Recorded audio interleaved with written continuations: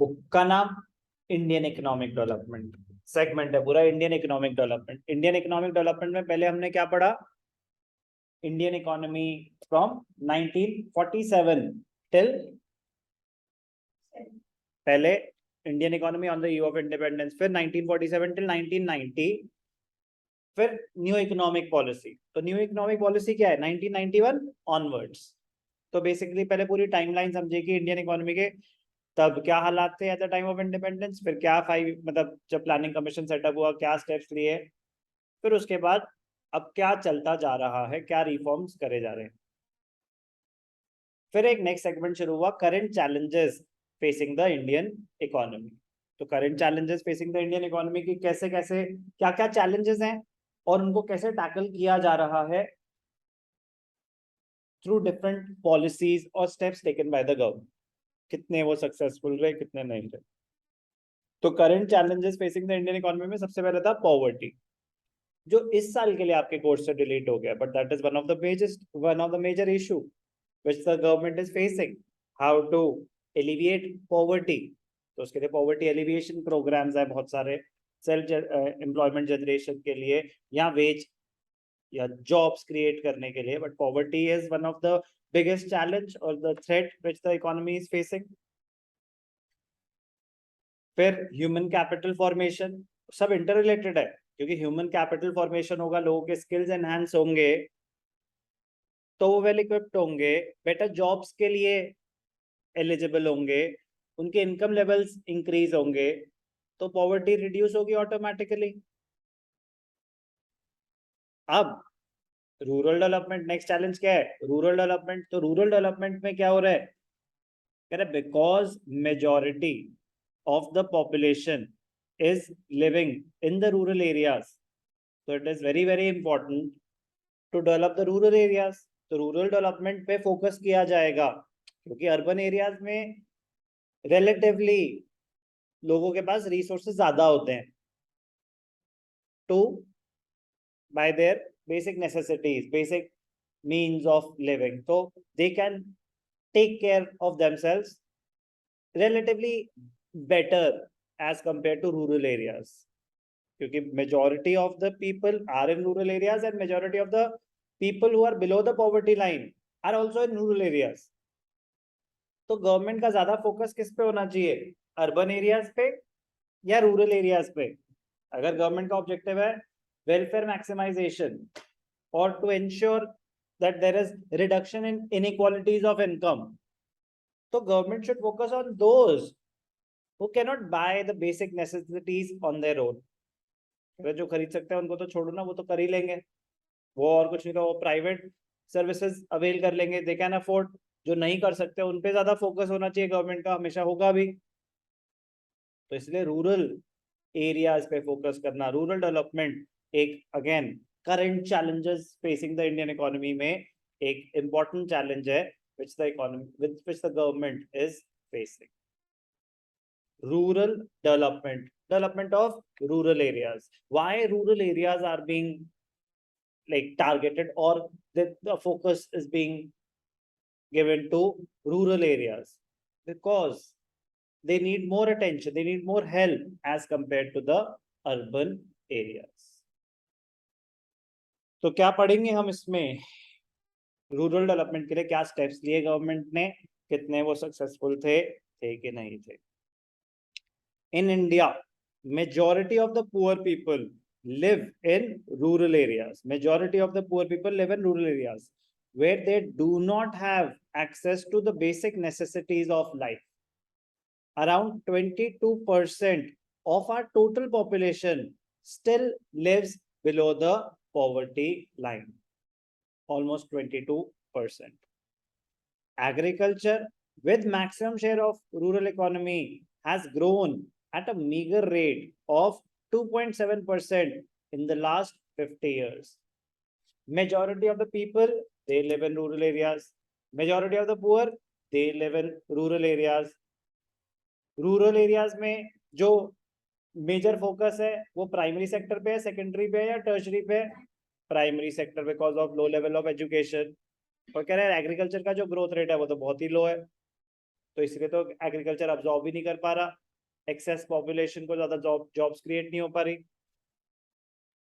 During 2007-12 agriculture output has grown at 3.2%. Average rate 2.7% for the first 50 years. फिर उसके बाद 7 to 12, 3.2. But that is also not satisfactory. The share of agriculture sector to GDP was on a decline, and there has been increase in the share of industrial and service sector. GDP, gross domestic product. Domestic income, let us assume कि domestic income को हम उसमें नहीं जाएंगे, एनडीपीए FC NPA FC, वो बस एक general बात कर रहा है, कह रहे जो नेशन की इनकम है, एक सेगमेंट होता है प्राइमरी सेक्टर की कंट्रीब्यूशन, फिर सेकेंडरी की और फिर टर्शरी की. प्राइमरी सेक्टर की कंट्रीब्यूशन जो है वो गिरती जा रही है, गिरती जा रही है, गिरती जा रही है. On the other hand secondary और टर्शरी इंडस्ट्रीज और सर्विसेज की बढ़ रही है. हाउएवर, कह रहे इसमें कोई बुरी बात ना होती अगर ये ना होता. However, population dependent on agricultural sector did not show any significant change. कह रहे number of people who are dependent on agriculture वो तो कम हो नहीं रहे, but contribution of agriculture to GDP कम होता जा रहा है. इसका मतलब प्रोडक्टिविटी लो है कि percentage of population dependent on that वो कम नहीं हुई और मार्जिनली बढ़ी, लेकिन उसका आउटपुट ही नहीं बढ़ रहा as compare to other sectors. तो मतलब प्रोडक्टिविटी लो है. यही हुआ ना कि अगर तो नंबर ऑफ पीपल एम्प्लॉयड भी कम हो जाते तो ठीक है ना, फिर एक डायरेक्ट रिलेशनशिप हो गई. जब लोग ही कम इन्वॉल्व हैं तो उसका आउटपुट कम होगा, कंट्रीब्यूशन टू जीडीपी कम होगा, क्योंकि लोग शिफ्ट हो रहे हैं वहां से दूसरे सेक्टर्स में, तो दूसरे सेक्टर की कंट्रीब्यूशन बढ़ गई. कह रहे लेकिन इसमें तो कम ही नहीं हुए लोग. Population dependent on agriculture sector तो गिर ही नहीं रही और कंट्रीब्यूशन टू जीडीपी गिरे जा रहा है. More than 2/3 of India's population depends on agriculture, that is yet to become productive enough to meet all their needs. 2/3 of the population. Moreover, after the economic reforms of 1991, the growth rate of agricultural sector decelerated to 3% per annum. Accelerate होने की जगह reduce हो गया, because ये तो हमने पढ़ा था न्यू इकोनॉमिक रिफॉर्म्स में, उसके बाद सबसे बड़ी लिमिटेशन ये थी एग्रीकल्चर पे तो कोई बात ही नहीं हुई, उस पर तो कोई फोकस ही नहीं हुआ. यस और नो? तो जब कोई उस पर हमने कोई मेजर ही नहीं लिया तो वो इम्प्रूव कैसे होता? न्यू इकोनॉमिक पॉलिसी में उसके इम्प्रूवमेंट के लिए कोई मेजर नहीं लिया गया, तो गिर गया था उसका रेट, क्योंकि बाकी पे फोकस हुआ था ना, इंडस्ट्रियल ग्रोथ पे फोकस हुआ था, आउटसोर्सिंग, ग्लोबलाइजेशन, सर्विस सेक्टर पे फोकस हुआ था, तो वो दोनों बढ़े, इसका कंट्रीब्यूशन कम हुआ, इसका ग्रोथ रेट गिरा. During 14-15 GVA growth rate, gross value added of agriculture and its allied sector was less than 1% growth rate. As per some scholars, decline in the public investment since 1991, public investment मतलब investment by the government, was the major reason for this. कह रहे government ने उस पर invest करना ही बंद कर दिया, कम कर दिया, बहुत ज्यादा डिक्लाइन हुई. They also argued that inadequate infrastructure, lack of alternate employment opportunities in the industry or service sector, increasing casualization of employment, etc., further obstructed the process of rural development. Casualization का मतलब क्या होता है? Casualization का मतलब होता है shift from formal sector to the informal sector. Casualization of workforce. Formal sector proper job, full time job. Informal sector कह रहा है हम आपको अपने रोल्स पे नहीं रख सकते, पार्ट टाइम जॉब दे सकते हैं. तो ये सब शिफ्ट हुए, चेंजेस आए, क्योंकि क्या होता है कि फॉर्मल सेक्टर में ना लाइबिलिटी बहुत ज्यादा होती है एम्प्लॉयर की, कि उसको आपको फिर इंश्योरेंस भी करानी है, आपके रिटायरमेंट बेनिफिट्स का भी ध्यान रखना है, बहुत सारी ऑब्लिगेशन रहती हैं. तो एम्प्लॉयर्स अपनी कन्वीनियंस के लिए, अपने आप को बचाने के लिए कहते हैं कि देखो हम आपको जॉब तो दे देंगे बट परमानेंट जॉब नहीं मिलेगी, आपको अपने रोल्स पे नहीं रखेंगे, टेम्पररी एम्प्लॉयमेंट मिल जाएगी, तो आप कैजुअल वर्कर हुए, आप फॉर्मल वर्कर नहीं हुए। कोई डाउट? पॉइंट इज कि गवर्नमेंट ने एग्रीकल्चर पे ज्यादा खर्चा ही नहीं करा। एग्रीकल्चर पे एज पर some scholars decline in public investment since 1991 was the major reason for this. For what?